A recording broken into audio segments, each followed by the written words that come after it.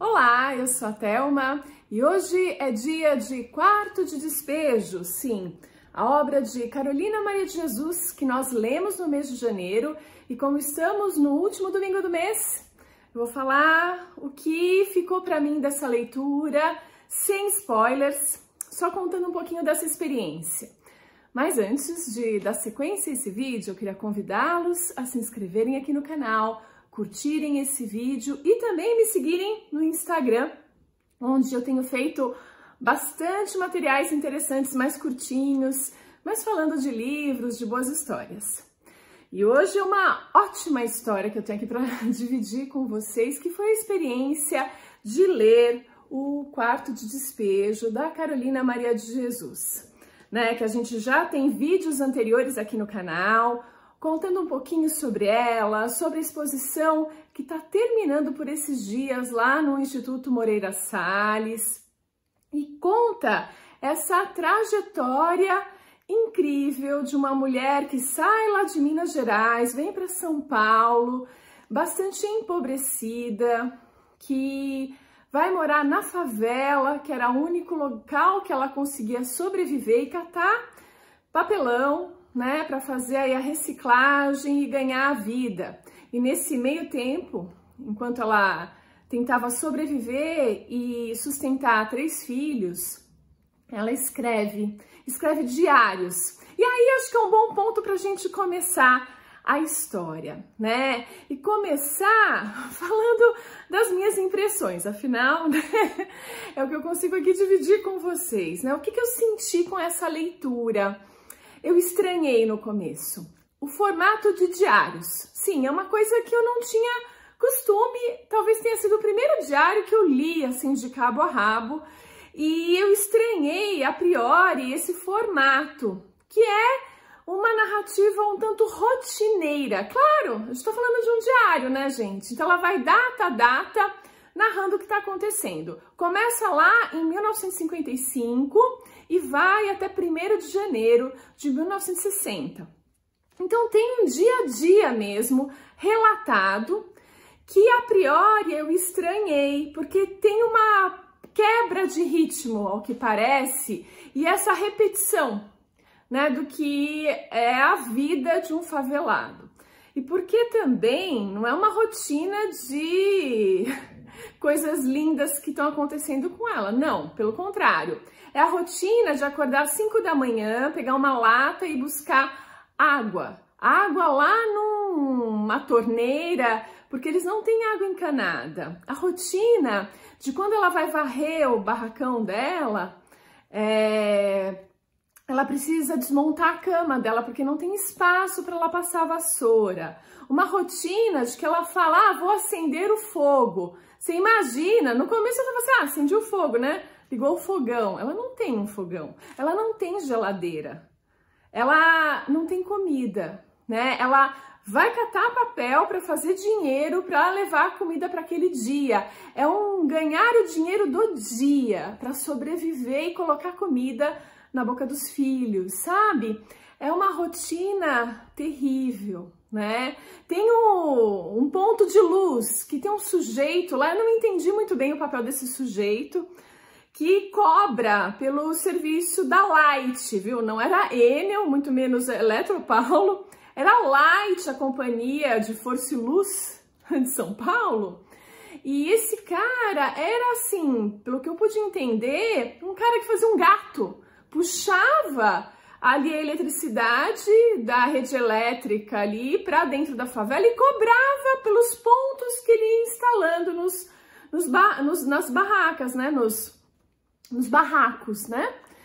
E isso era cobrado, e ele ainda queria taxa de depósito de 250 cruzeiros, que era uma grana, principalmente para esses favelados que não tinham condições.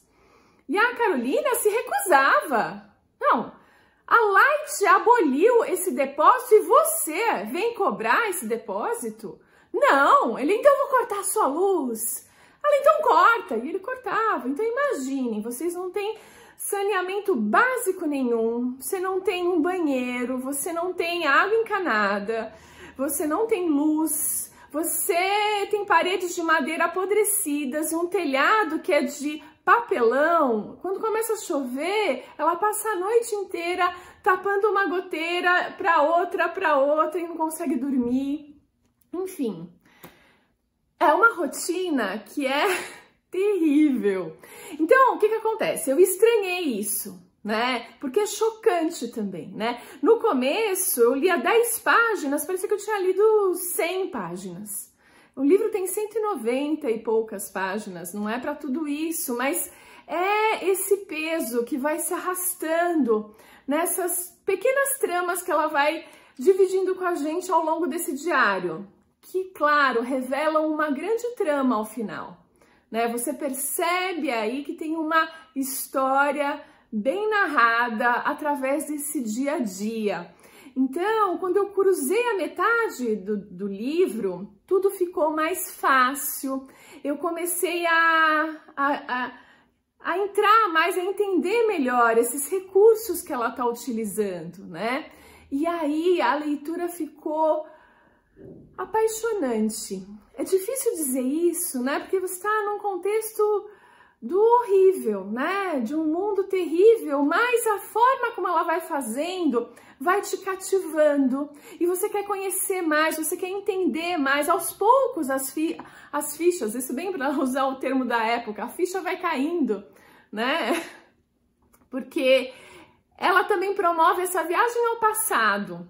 Ela usa termos que a gente não usa mais, então dá para ouvir, por exemplo, nossa, aquela foi de amargar. Hoje a gente não fala mais foi de amargar, mas ela usa essa expressão que era bem típica da época, né? Outras coisas, assim, ela vai dando uma aula do que é a cidade de São Paulo hoje, mas com essas referências do passado. Por exemplo, Avenida Giovanni Gronchi, para mim era só o nome de uma avenida, com uma pegada meio italiana, assim, mas daí, né?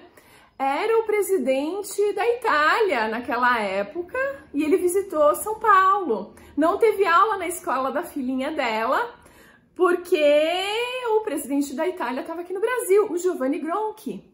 Eu não sabia disso, né? O que mais que a gente vê?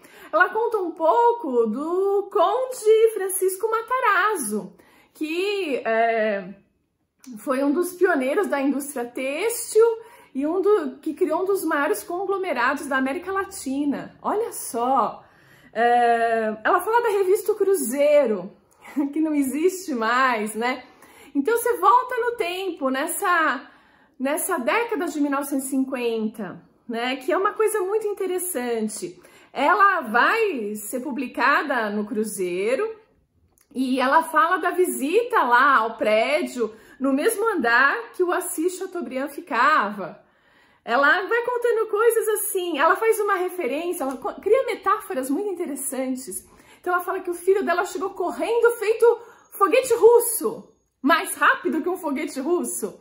É uma menção ao início aí da corrida espacial, quando os russos lançaram 2 foguetes, um com uma cadelinha e outro um satélite para começar essa corrida espacial aí, competindo com os americanos. Ela era muito antenada, então ela é capaz de fazer essas metáforas com esses acontecimentos daquele momento de uma forma brilhante, né? A menção a Light, como eu já disse, enfim, ela vai fazendo isso de uma forma assim brilhante. Então você pensa, bom, então é uma coisa lá que morreu na década de 1950. Infelizmente não, né? Ela faz essa trajetória de 4 anos aí, algo assim.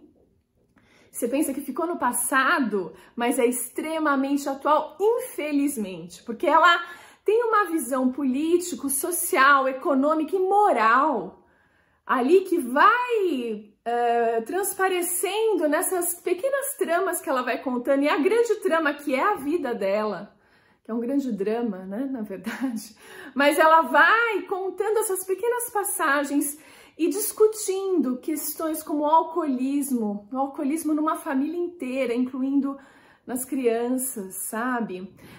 Prostituição, roubo, violência, a falta de saneamento básico, de acesso à saúde, né? O abuso de menores pelos próprios pais, o incesto, a gravidez, sabe? Questões, gente, que estão infelizmente vivas até hoje e que precisam ser amplamente debatidas e resolvidas, mais que debatida, é resolvida.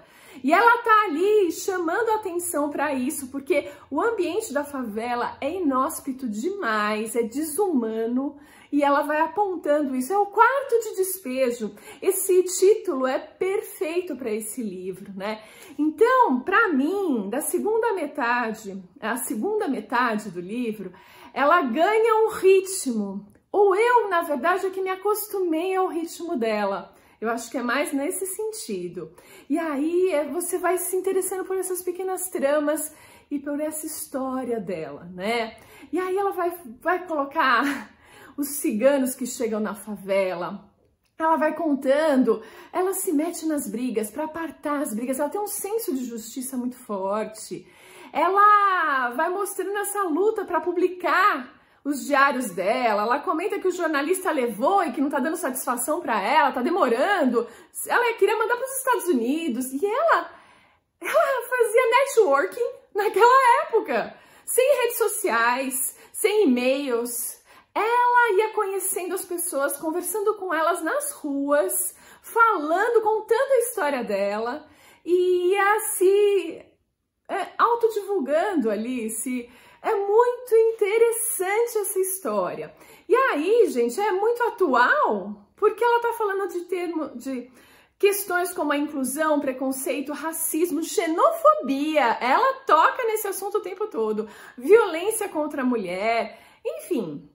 Ela vai falando muitas coisas, mas eu queria deixar algumas frases aqui dela que eu achei muito legais. Olha só. Não há coisa na vida pior que a própria vida. Ela vai num momento lá num centro espírita para receber doação de Natal e toda a favela vai junto, né? E aí um dos dirigentes do centro passa ali pela porta e vê aquela baita filona daquele povo da favela. E aí ele fala o seguinte: será que esse povo é desse mundo? E ela responde: nós somos feios e mal vestidos, mas somos deste mundo. Ela vai comentando como as pessoas se referem à favela. Então, quando inunda numa enchente, alguns falam que a favela é a cidade náutica, é a Veneza Paulista, mas ela geralmente se refere como a sucursal do inferno ou o próprio inferno. E ela vai ter uma frase que é muito forte, né? Porque vão ocorrendo várias mortes na favela, principalmente de crianças, e ela coloca que temos só um jeito de nascer e muitos de morrer. Ela é uma grande frasista. A gente já colocou isso nos vídeos anteriores, né? Alguns de vocês já listaram as frases para mim, porque ela faz isso de uma forma brilhante, ela constrói metáforas muito interessantes, enfim.